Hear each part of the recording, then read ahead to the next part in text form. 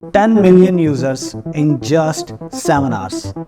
By this, Meta has actually declared a war on Twitter. So this is the most exciting and terrifying news in the industry right now, that whether Thread is going to kill Twitter or not. Right now, 50,000 users, all threads are getting more engagements than 1 million users on Twitter. Why? Because people are so much interested and so much into threads. Why is it happening? Because the competition is at the right time, at the right place. From the past 3 to 4 months, since Elon Musk bought Twitter, we are seeing that the policies are continuously changing. There are new things coming up and there are limits going on. There are certain other issues. So Twitter is no longer a holy platform like it was before. Now let's see that whether Thread is going to kill Twitter or not. There are certain reasons which made me believe that Thread is going to be killed instead of Twitter. Twitter is a news-first platform and people use it for politics, human rights issues, tech news, etc. While in the other case, we use Instagram to see what my friends are up to.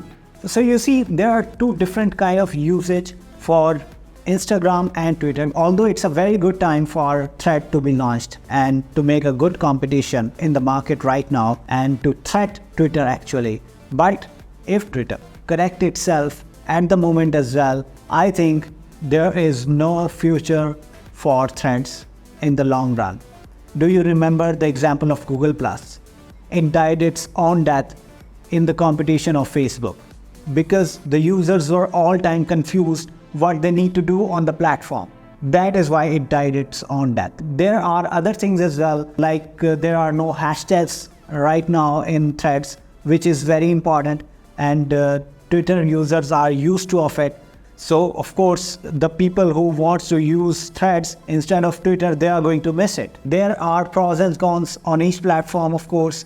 Twitter is more stable right now. Thread is in the launching phases and it's in the experimental phases. They are ad-free. So these kind of things do exist.